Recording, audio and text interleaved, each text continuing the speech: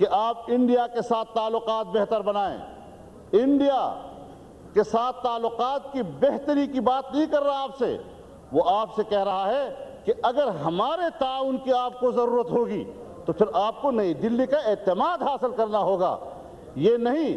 کہ برابری کی بنیاد پر ہم ایک دوسرے کا اعتماد بحال کریں. یک طرفہ طور پر پاکستان پر یہ دباؤ ڈالا جا رہا ہے کہ وہ نئی دلی کا اعتماد حاصل کرے. کس بنیاد پر آپ سمجھتے ہیں کہ آپ کا موقف دنیا کے لیے قابل قبول ہو گیا؟ آپ کو انحراف کے راستے پر ڈال کر تو قابل قبول کیا جا سکتا ہے، لیکن آپ اگر اپنے اصول پر ڈٹے رہتے ہیں تو آپ اپنے آپ کو پوری دنیا کے لیے قابل قبول نہیں بنا سکتے. یہ کون سی کامیاب خارجہ پالیسی ہے آپ کی؟ تو جناب اسپیکر، اس حوالے سے بھی اگر ہم پاکستان کو آج بین الاقوامی مالیاتی اداروں اور بین الاقوامی قوتوں کا باجگزار کہہ سکیں تو حقائق کے زیادہ قریب تر ہوگا. جناب اسپیکر، تعلیم کے حوالے سے بھی دیکھیں. آج ہمارے تعلیم کو مذہبی خطوط سے ہٹانے کی باتیں ہو رہی ہیں کہ یہاں پر نہ مذہبی اقدار کے بارے میں نئی نسل کو علم ہو سکے اور نہ تہذیبی اقدار کے بارے میں اس قوم کو علم ہو سکے. اور اس وقت جو پوری دنیا میں عالمی استعمار کا یلغار ہے، اس کا سب سے بنیادی اور اساسی ہدف وہ تعلیم ہے. اور یہ صرف آج کے استعمار کا نہیں، 150 سال قبل بر صغیر میں فرنگی استعمار نے بھی سب سے پہلا تعلیم پر کیا اور ایک ایسا نصاب تعلیم دیا کہ تاکہ آنے والی نسلیں وہ اپنے مذہب اور اپنے قومی اقدار و شعارات سے ناواقف رہیں. یہ تو اللہ بھلا کرے ان علماء کرام کا، ان مذہبی مقتدر شخصیتوں کا کہ جنہوں نے پرائیویٹ سیکٹر میں دینی مدارس قائم کر کے قرآن و حدیث اور مسلمانوں کی دینی علوم کو زندہ رکھا ہے.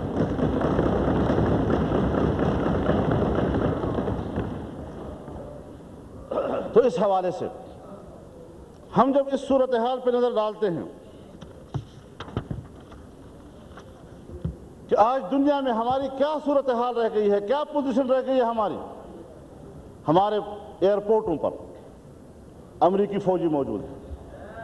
ہمارے ملک کے اندر FBI سرگرم عمل ہے، CIA سرگرم عمل ہے، اور ہمارے پڑوس کی صورتحال بھی پاکستان کے حق میں نہیں ہے. آج وہ دوستی کی وہ گرم جوشی جو چین اور پاکستان کے درمیان پائی جا رہی تھی، آج وہ سربراہی کا شکار ہے. آج ایران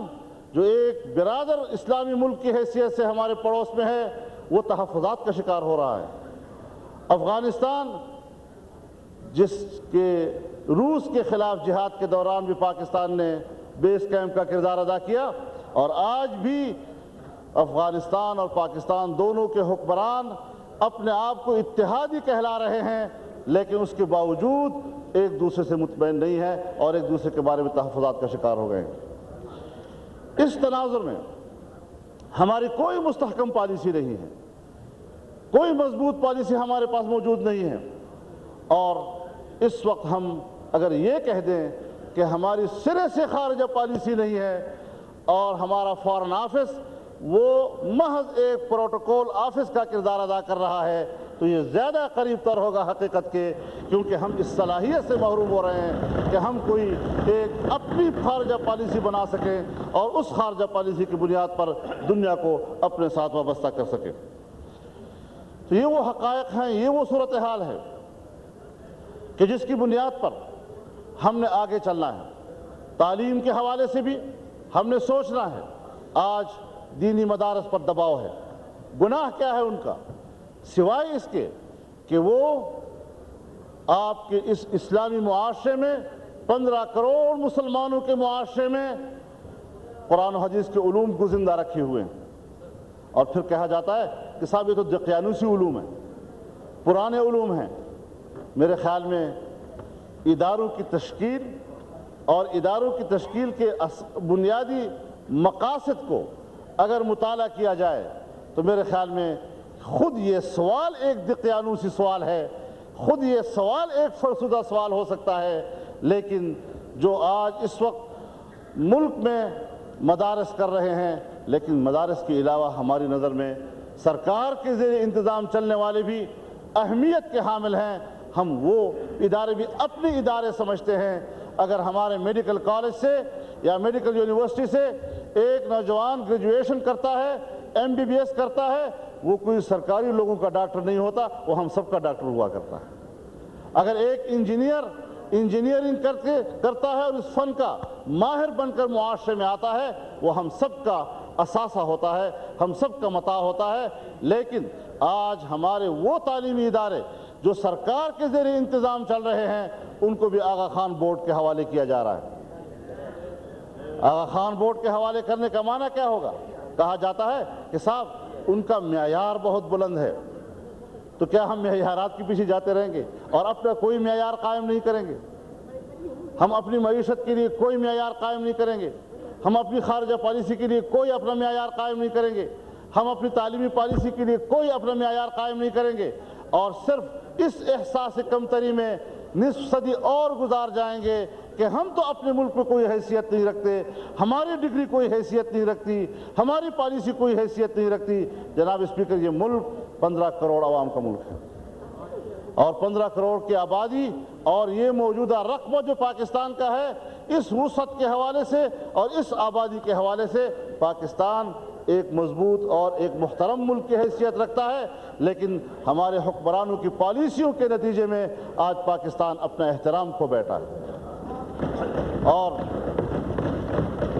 آپ نے خود دیکھا کہ پاکستان کا کارٹون بنا، اور جس قوت کا ہم اتحادی ہونے کا دعویٰ فخر و مباحات کے ساتھ کرتے ہیں